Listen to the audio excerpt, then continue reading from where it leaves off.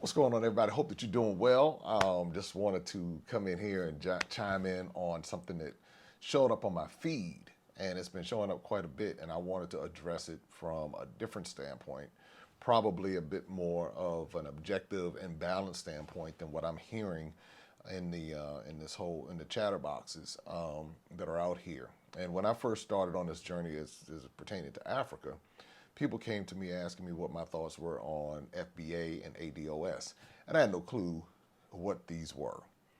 And so because of that, I really couldn't discuss it much. And even now, I don't really discuss it a whole lot because I get it. I do get it. So sometimes people think that if you're Africa friendly, that somehow you don't get the other side of it. So I do get it. With the video that came up, I'm going to play it for you, and then we can with this video, it was actually appears to be some commentary from Nigeria, and the whole premise is many organizations are feeling as though or have issues with immigrants coming from in particular African countries and coming to America and claiming themselves to be African American, and then getting a lot of the benefits that our ancestors who bled, died, and built the country have. They're partaking of that, but then not given the respect that is due to those who made those sacrifices that allow them to do exactly what they're doing. And that's a legitimate concern. I mean, honestly, it really is a legitimate concern. If somebody's coming into a territory, a land, a country, whatever you want to call it, and then showing disrespect towards those who made it possible for them to do this, it's definitely going to cause some thought and some emotions and all of that.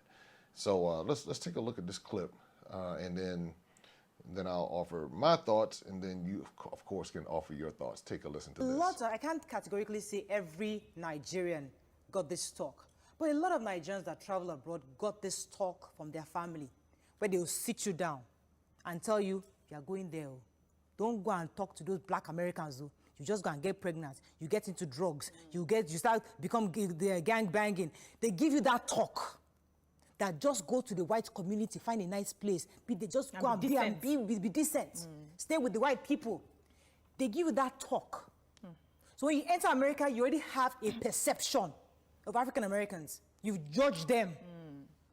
And of course, they can see that judgment in your behavior towards them. And they see how you are almost like yes, massa to the Oyimbos. They see, they're not blind. So when they have that feeling of when they become defensive, when you're in their presence, it's because they see that perception you have of them. So I know I got that talk. And a lot of Nigerians got that talk. So we are over there, we are doing well, we are doctors, we are building houses, we are feeling like, yeah, so we come to the land of the living, we are the land of the plenty, and we are doing well. Forgetting that some people sacrificed for you to even go there in the first place. So is that acknowledgement that the African American community are expecting of us, especially those of us living abroad in America? Okay. Ooh, all right. Now, that is a very real conversation. I saw it on one of the feeds that's really, I believe the feed is exploiting many black Americans, because what it does is that it stokes something. People can take advantage of people's emotions so many different ways. But again, like I said at the onset of this, I'm trying to offer an objective, common sense standpoint from someone who has spent extensive time on the continent of Africa, been to 17 different countries, primarily based in Ghana, but of course not going to give up my U.S. Birthright and the sacrifices of those in my ancestry in America who bled and died and built that country. But there's a deeper part of this, and that's one of the reasons why the continent of Africa is so important. But if we go based on that talk, here's the reality. Many black Americans have that same talk with their children about other black Americans, especially if we want to talk about the getting pregnant and the gang banging and all of that. I have 3 sons in the D.C. area, and their conversations that I've had with them to warn them about certain types of mentalities and certain types of people to avoid. Now, I did not tell them to go kiss up to white people, and go and do all of what they were talking about. So that's a whole different kind of cultural situation. But if that is the conversation that's being had, that's not something that's abnormal to many Black American conversations, because we don't want our children going out and getting shot. We don't want them getting caught up in gangs. So if someone's kind of stoking that fire and trying to say that because they feel that way, they're off, many of us have that same conversation because we know the realities of what's taking place in many of our neighborhoods. Those are just the facts. So for someone who say, well, I grew up in D.C. in the 80s during the height of the crack epidemic, when D.C. was the murder capital of the world. I was there when people would have funerals back to back to back to back, even into the 90s. So now, I am not saying that this narrative is the only narrative. I'm just trying to put this into perspective for those who say, well, that's not true, that's not the case. It is the case in some instances. It is not the whole story. And the reason why I make this point is because it's the same narrative that is sold to us about Africa as a whole, that somehow Africa is corrupt, Africa has all these problems, Africa is riddled with sickness and disease, Africa's third world, but that's the narrative that's peddled one way, and we don't see all of the other wealthy parts and all of the other parts that we would consider wealthy according to Western standards. So what we have here is two narratives that are being told. When I was in Tanzania, the guy who came by me just started cussing, MF this, MF that, blah, blah, blah, blah, blah. And I said, well, what's wrong with him? He said, well, the people, they told me, said, well, they see you're Black American, so we figured what all you all do is cuss all the time. And I was like, I said, that's interesting. I said, now we do cuss, and we, not all the time, and not all of us do, and not all of us get drunk and high and all of that kind of stuff. But I said, but this narrative is somewhat true because that does happen. But it happens in all communities. I mean, so just like there is poverty in Africa, but it's not the whole narrative of the continent. So I was explaining to him, I said, yeah, that's partly true, but then there are other parts of Black American culture that are very prosperous, and I hate to use the word prosperous from a Western perspective as if that is the supreme, and as if indigenous living is not prosperous. We've been forced to be in this Western system, and so we judge that as prosperity, when in actuality, I've seen prosperity on indigenous levels. It's just what your perception of prosperity is. But anyway, I explained to them, I said, listen, I said, you see the movies, and I said, you got to look at who funds those movies and who controls those movies and the money that's backing those movies and the narratives that they want to tell about us on both sides. Look at who's funding these NGOs and these charity campaigns that have us thinking that the only thing that Africa's good for is a missions trip or coming to save y'all because y'all need us to come with our brilliance and our technology and our resources to come rescue you from this poverty that you've been inflicted with without realizing that the people who are inflicting the poverty, us, we benefit from the infliction of the poverty.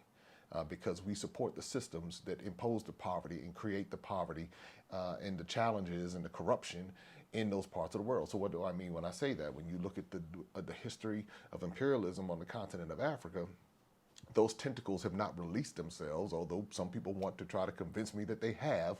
But when I'm riding around and I go and I see how the systems are set up and they're identical to Western systems, then I see the hands and the tentacles of the Western systems in place.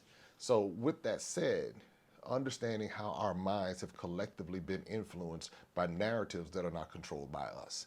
And so what happens is that we do take realities and unfortunate aspects of our community and use those unfortunate aspects of the community to now go and promote this division. And that's what imperialism did. That's what colonization did. You would take an ethnic group, divide them by language, and now you have them pit against one another. You would have the Francophone countries, those are the French-speaking countries, next to the Anglophone countries with the English-speaking countries, and now they have conflicts between the two based on these two colonized languages. And so, and then what would end up happening is you would have tribal conflicts that would be exploited by these same entities. And that same stuff happens in America when you have gangs. That's nothing but a tribe. And so you have gang warfare, you have crew warfare, you have class warfare. all of this stuff going on. And so those who understand it are able to exploit it. And so here we are fussing and arguing among ourselves about looking at the Africans who are coming over to America, ready to, be against them. Then we don't want to go to Africa because we're believing that those Africans don't like us. And then they're thinking, and many of the continental Africans are like, what are you talking about? We don't like y'all. We love y'all. We watch your movies. We see everything. We sing your songs. What do you mean? We don't like you. So now let's understand where that narrative comes from. Oftentimes those who will come to America, if you will, and they're not coming on lottery or some sort of scholarship or some sort of program like that, are typically coming from the privileged class. So when they're coming from the privileged class, the same thing happens in America. Privileged class oftentimes has a particular attitude that comes with perceived wealth. Sometimes that attitude is arrogance, looking down on people, classism, if you will. So if you're coming to America with that attitude, then you can, so in some cases, what will end up happening is people will say, all right, you know what, these black Americans here, we watch them on the movies, they're lazy, they're drug addicts, they're having babies, they're gangbangers, so they're already coming over with this mindset. They come over, hey, the first time they see something like that, or they see that narrative, then it just reinforces it, and so it also reinforces an attitude. Now, in many cases, they're already coming with an attitude because they're coming with an uppity classist attitude. I have education, I have this, I have that. Also, I have expectations from my family, and so I'm going to go do what I need to do because these lazy bums over here are not handling their business, so I'm going to go take what they're not doing and use it to my advantage. Now, some people do come with that attitude, and that attitude needs to be checked.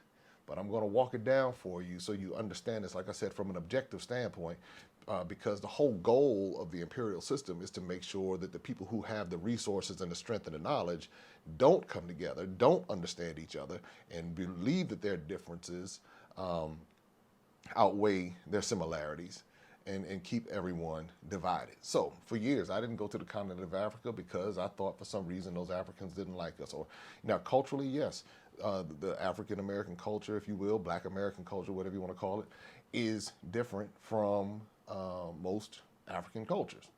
All right, but then if you can go within a particular country, and African ethnic groups will have different cultures, different languages, even within that particular ethnic group. And then what you find in America is that you'll find those same divisions. You have the city people versus the country people. You have, just east side versus west side, uptown versus, I don't know, who's uptown, southwest, or whatever was going on. You have all these, we have these ethnic divisions, even on a micro level. So when, one of the things I realized is that when I went to Ghana, and this was I probably realized this about a year or so ago, I was in the airport, and I was standing in line being courteous Black American. And I noticed that I'm standing there at the airport waiting to get my ticket, and so people just kept walking in front of me, and I was like, that was rude. I was like, man, that's rude. And they're standing just walking in front of me, no excuse me, no nothing. So I instantly had to do a culture adjustment to say, wait a minute, I'm seeing this happen time and time again. I'm going to need to adjust because I'm being too nice here, and I'm about to miss out on catching a flight if I keep standing here and allow, oh yes, oh yes, oh yes. So what I did was I adjusted to the culture, and I stepped forward and just moved, just did my thing. I said, okay, I get it now. This is the culture. This is how they flow. Okay, if I don't develop a level of aggressiveness, I'm going to get left behind. That was a culture adjustment. I had to get out of my feelings. I couldn't be like, man, these people rude, man. I ain't going back to Africa no more. I ain't going back to Ghana because these people up here rude. And I was standing in line, and they went in front of me and all of that. I said, oh, okay, cool. I said, it won't happen again. I adjusted. So now I know how to flow. Hey, I just walk and do my thing. So by the time I went to Nigeria, I was ready for it. By the time I got to Nigeria, I'm just flowing. I'm just doing my thing. Men, women, children, anything. All right, well, good. Hey, I'm going to get my ticket. All right, not nasty, not rude, but I got to do what I got to do. And so Even at the airport, one lady tried to put her stuff in front of me and all this kind of stuff. I went boop, boop, boop, came back around, put my stuff in front of hers. So I said, okay, this is the mindset of this particular culture. Now, I share that because if you're in, say, America, and we're in a different kind of slower paced culture, even though we're fast paced in many regards with microwaves and everything else, when it comes to certain things, we're a little bit slower paced. And that's because of many of the entitlement programs that we've been given, and just to kind of, free public education, free, it's a lot of layers to that whole thing I'm not going to get into right now. But because of that, what we oftentimes feel, and many of us, not everybody, will feel as though there's a level of entitlement for us to be able to have certain access to certain things because it's our right, because we're American citizens. And I hear us even use this chatter when we go abroad. I'm an American citizen. I got my rights, and I got this, that, and the other, and I got my rights, and I got my rights. Now, when people are coming from other countries, whether it be Latin American countries, whether it be Africa or whatever, their whole culture is different. It's you eat what you kill, and it is the survival of the fittest, especially coming from Nigeria. This is why I say it's important for people to go travel to these countries so you understand culturally what you're dealing with.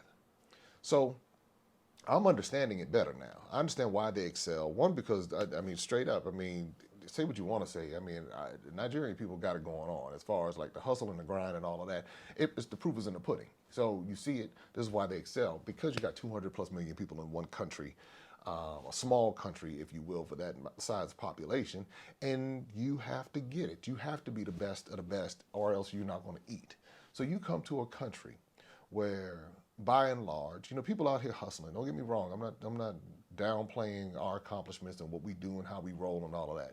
But that's just not our culture for the most part. We aren't out here hustling, competing, and going and grinding every single day from sun up to sundown the way they do in Nigeria.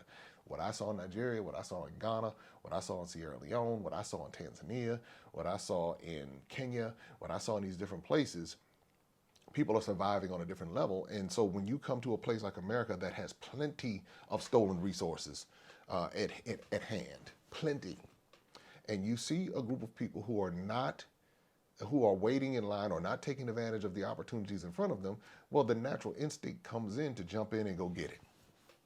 Now, I take that lesson from me being in Ghana at the airport, because I'm standing waiting. Okay, well, waiting for somebody to call me. They're not waiting to be called. They're going to get it. I said, okay. Somebody asked me, well, so how's going to Africa benefited you? Well, it benefited me because it helped me to understand exactly what I have access to and exactly how I need to flow. I said, I have no excuse. I have access to the capital resources. I have access to the education, the free education. Some people say, I ain't got no free education. Sure, you have access to it. There's scholarships, over $150 billion worth of scholarships every year that go unclaimed. You have access to community college. You can pay your per month to go to community college and get an education and then transfer, all these different things. There's so many things that we have access to. So when people say, well, I couldn't afford to go to college and I couldn't afford to do this, that, and the other. Well, if you applied for 100 scholarships and you did it the right way, and you put that plan together, then you could have afforded to go to college and get your degree. Now, obviously, some people's situations are very destitute, but I'm talking about by and large, a lot of people who are saying couldn't do it, could have done it. And so what happens is you have people coming from Nigeria and Senegal and all these other places, and they're seeing this and they're saying, wait a minute, y'all got access to this, that, and the other, and you over here complaining and whining and talking about what they're not giving you? Okay, well, fine, I'm going to go get it. And that's what ends up happening. And so then you find people, well, how come this is not happening? They're giving it to all of them and they're coming in. Now, in some instances, they do. Now, let me say this. In some instances, there are unfair systems set up that do cater to certain immigrant ethnic groups that are coming in. So that is very, very true.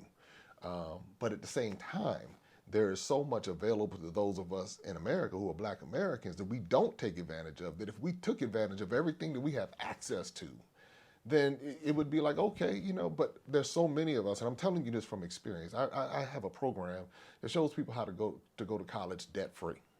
No loans, no nothing. And people won't even show up to get the knowledge. So it's kind of hard to feel sorry for people who won't even show up to get the knowledge. But yet they're talking about it, but it's easier for them to go sign up for $150,000 worth of student loans and then complain about how they don't have any job opportunities at the end of it and all this other kind of stuff. Or whether it's $50,000 student, whatever the case may be. So, you kind of look at this and you kind of say to yourself, all right, somebody who's coming from a culture of many coming with the attitude of uppity attitude, just like many uppity black Americans have, looking down on everybody. So they're going to come in. Now, they're coming in, some of them coming in with an uppity attitude, and then they have that aggression, that dominant thing. They're like, yeah, okay, we're still going to take over. We're going to get this, we're going to get this, we're going to make this thing happen, we're going to learn the system, we're going to do this, and we're going to dominate, we're going to take over. And that's why you see Nigerians in every place, every country I've been in, I found Nigerians. When I was in Senegal, Seychelles, Nigerian brother, he came up to me and said, man, you look like you're an evil man. I was like, where are you from? He said, I'm an Igbo from Nigeria. And one of the reasons why a lot of, and this is what I'm told, a lot of South Africans have problems with Nigerians is because of that level of aggression coming in, taking over, doing what they need to do. I know a lot of Nigerians are in the UK. And as a matter of fact, as I began to understand Nigerian culture more, I began to admire it. And I began to study it. And I began to say, you know what? Instead of me complaining about them coming and trying to take and showing disrespect and all these other kind of things, I need to step my game up. And that's what I did. So instead of me saying, and now don't get me wrong, please, before you get all nervous, don't get me wrong. I'm not saying that it's right. But what I'm realizing is that in this world, when you travel internationally, the code is different. The code is like, I don't have to come into your space and respect what you do if I have access to it and I can take advantage of it. Because guess what? Where I come from, meaning this is the person who's coming from abroad, where I come from, if I don't get it how I know how to get it, then it's not going to happen. And I'm going to be sitting here trying to figure it out. So I'm not mad at somebody coming to take advantage of an opportunity if they see it, because that's the way of the world. Flip side, we do the same thing. Black Americans do the same thing. When I see them go to South Africa, or I see them go to Ghana, or I see them go to Kenya, or I see them go wherever, those who are able to do it understand it's the same mentality, just crisscrossing the continents. They go in and they dominate and they figure out how to get in there and they figure out how to make it happen. And and they form their own little communities and their own little cliques, and they kind of separate themselves from the locals and all of that. And you see that type of vibe happening a lot of different places. Not that it's not that that's the way to do it, but I see it on both sides. That's why I caution a lot of Black Americans, when you go to Ghana or wherever you're moving to, South Africa, wherever, don't go and disrespect the local people.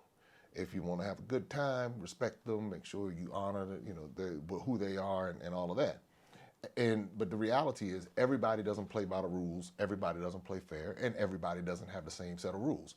So for me, I said, okay, I'm not going to not go to Africa because of this, and I'm not going to mistreat people, continental Africans, because of that. And one thing I've discovered is that once, like people who are in America who come from Africa, I make a point to talk to them.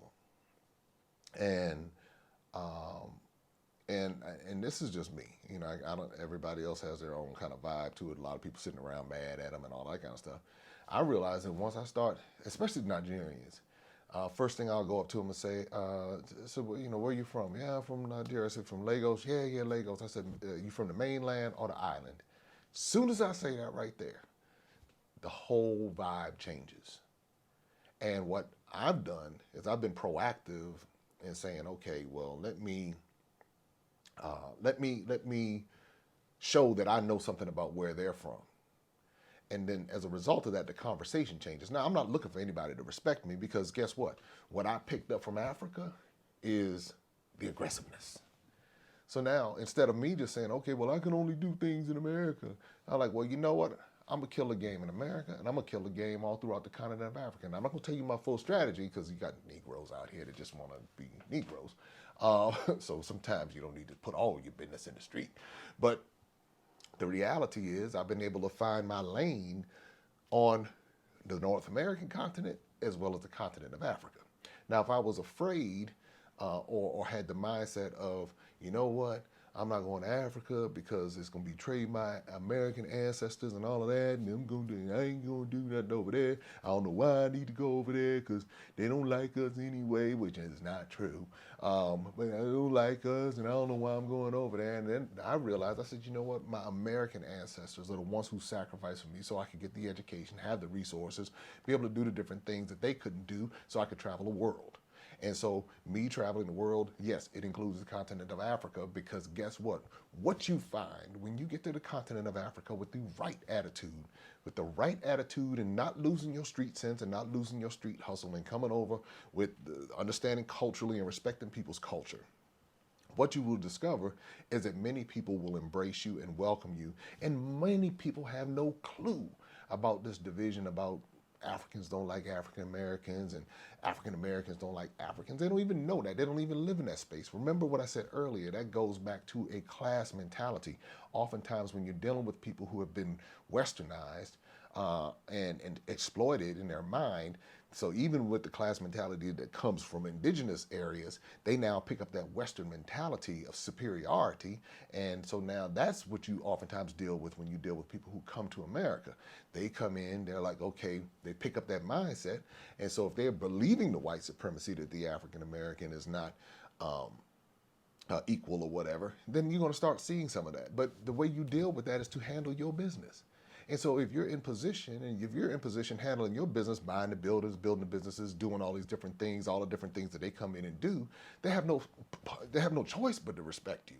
If your game is just as strong as theirs, what are they gonna do? You know, the best way to level a playing field is to make sure your game is just as strong as the next person. And so whining and complaining and waiting on the government to come do this, that, and the other, that particular government, the U.S. government, is not designed to make sure that you are treated fairly. It wasn't created like that, and it's sure enough not happening like that today. So one of the things I realized, I said, okay, well, I'm going to go spend some time and learn from those who are coming in being successful. So what do?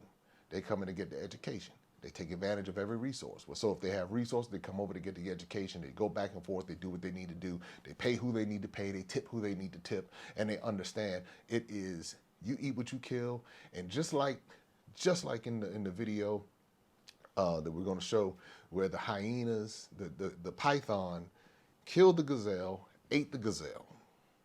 The gazelle was inside of the python's stomach. The hyena stumbled across the python, who was basically incapacitated because of this big gazelle in the stomach.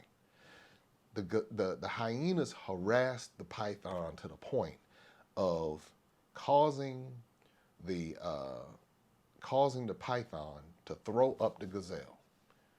Now, it's in your stomach digesting. You killed and put the work in. That's your kill. That's your thing. But somehow, those hyenas came along and took it, caused you to give it up. That's a lesson right there in the way the world works. So if you don't handle your business, best believe somebody else is going to come along and take it from you. And you can whine, you can itch and complain all day long, talking about, oh, it ain't fair, and I don't know what they're doing, and we need to put out, just got to get them out of here. Because guess what? They're not going nowhere. So the next solution is to handle your business. That's my solution. I'm gonna handle my business, and I don't have to do that against African immigrants. Shoot, the people who've stolen and robbed and tried to tear my stuff down have been other Black Americans. So when I look at this and I'm saying, yeah, I hear what y'all saying, but it's not this big old unity thing that we got happening. There's jokers out here who are waiting for the opportunity to tear down what I'm building. And they look just like me and come from the same places I come from and speak with the same vernaculars, have the same vibe, went to the same schools, in the same family, all that type of stuff. And so if I become naive to that and put that to the side, then those are the hyenas that are going to come and take the python from my stomach. So now I know from people coming in, I know what their motive is, and I understand their agenda. I got that loud and clear. So my point is that all of that, definitely we want to make sure that people are coming and respecting all of it, but they're not going to. So whining and asking people to do it, I mean, it should be spoken, it should be said, but the best way to deal with that is for us to handle our business, and it's whether they're coming in or whether it's folks right around us. Because the first ones who want to sue you and take your stuff is going to look just like you. and there'll be blackface white people and all this other kind of stuff going on. There's just so many different layers to it.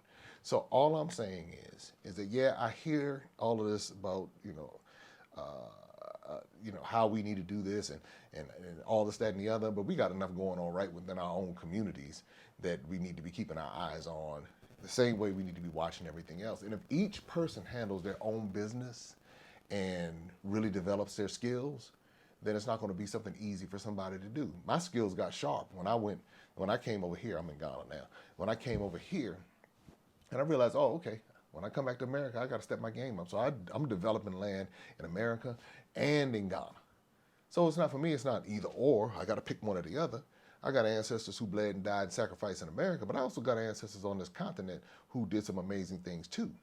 And so, this is how, if the African American community with the $1.6 trillion worth of investing and spending power, if we were able to tap into that global opportunity instead of waiting for somebody to give us something that they stole from us in the first place, instead of using the access to the education that we have, the knowledge that we have, the skills that we have, the resources that we have. See, when we begin to do that and start getting outside of that, and I'm not saying don't go for what was stolen. I'm not saying, but if we're all focusing our energy on that and begging the thief to give back what was stolen, while in the meantime, what we could be doing is building, investing, and educating ourselves on an economic, financial level, we could be working on all of those in concert with one another, and that's how you become a force. But if you're just sitting around, man, they gave my scholarship to one of them Nigerians, oh Lord. Do you know how much scholarship money is out here? It's going unclaimed, so clearly all the Nigerians are not getting the scholarship money. So that's the reality. All the Nigerians are not getting it. All the Sierra Leoneans are not getting it. All the Hondurans are not getting it. All of the Mexicans are not getting it. It's $150 billion at least sitting on the table unclaimed every year. So if we understand that free money is still out there, we go get it. We go get the education. We go whatever profession we want to go into. We go in, open up different businesses. We handle our business. Then, the people who are exploiting these offenses don't even have the same level of audience anymore, because people are waking up and saying, hey, I hear what you're saying, but you know what? I got my degrees or whatever. I got my businesses. I'm doing what I need to do. And you know what? Hey, that's the way of the world. And I'm not going to be the python that has the gazelle taken from my stomach, because I understand that the rules are not fair. And since the rules are not fair, I need to sharpen my game. My final thought is this: when I went to Elmina Dungeon in Ghana and I stood there, I said, you know what? I have no excuse. Because although there were a lot of things that happened to my Black American ancestors, there are also a lot of privileges that we have. And because of those privileges, if I don't take advantage of those privileges, that's on me. What that blue passport allows me to do is to travel the world in places that I couldn't typically travel because of the way the imperialism worked. That green passport that I have from Sierra Leone allows me to travel all throughout West Africa without the need for a visa. And so now I understand the power of the green passport, the power of the blue passport, the power of being able to utilize my American resources and invest those resources in America, and take those resources and invest them in different parts of Africa.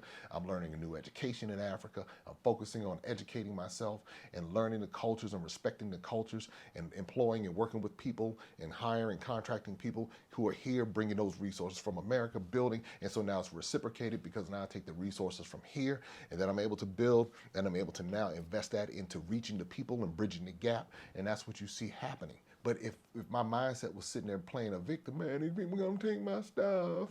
Okay, all right, well, if that's how we're gonna play it, then I need to handle my business so they can't come take my stuff so easily. So anyway, that's my thought. I'm sure a lot of people have a lot of different thoughts. Let me say this before you start saying, well, them African governments and them people in Africa, those African governments are not controlled by anybody but Western powers.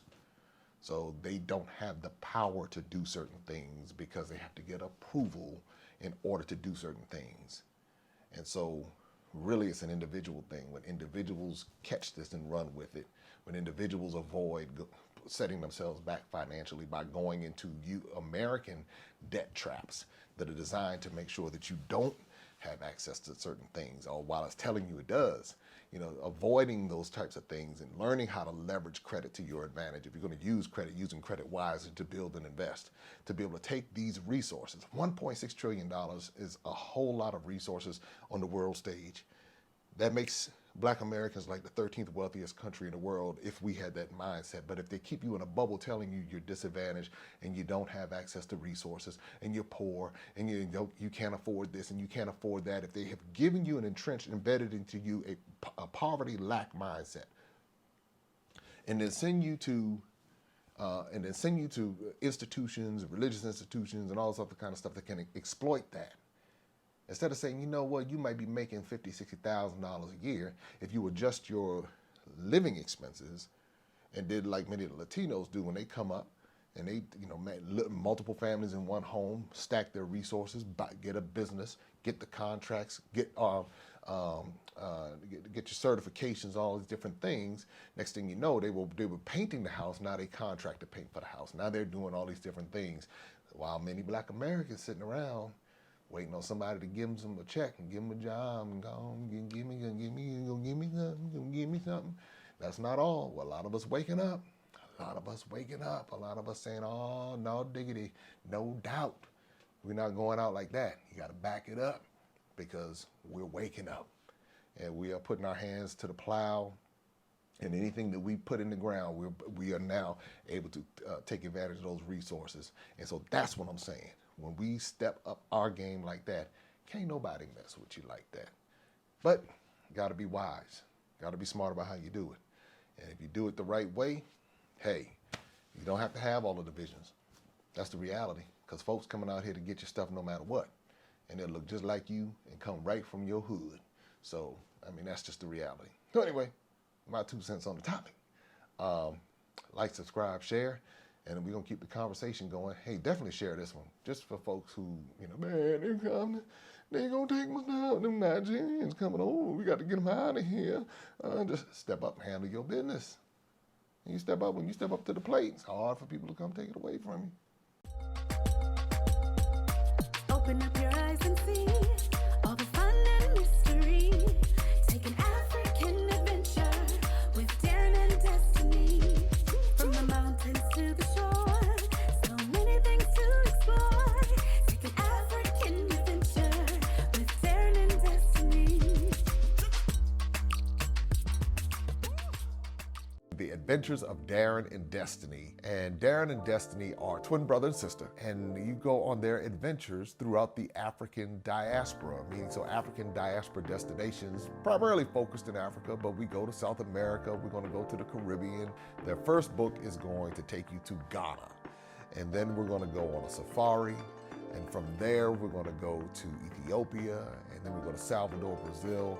And what the goal is to be able to inspire curiosity in the continent of Africa, in our children from a very young age, and to really tell a more accurate story. Most of our children are exposed to negative images, late night infomercials about how bad things are, everybody's sick, everybody's poor, everyone's uneducated, but that's simply not true. So what Darren and Destiny and their family do is they go to different African destinations. They are learning about these different places. You're beginning to see positive images, but still telling the truth. I mean, that's the important thing, to tell the truth about some of the things that have occurred. But it's all done on a children's level so they begin to understand it.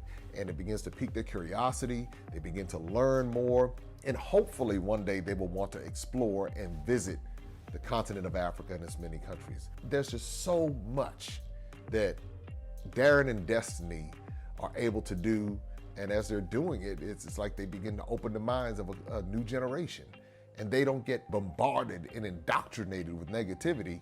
They're actually able to see positivity and inspiring images and messages about the African diaspora, as well as those who are still indigenous to the continent of Africa, and they begin to learn more and just see things differently. So I'm excited about introducing the Adventures of Darren and Destiny.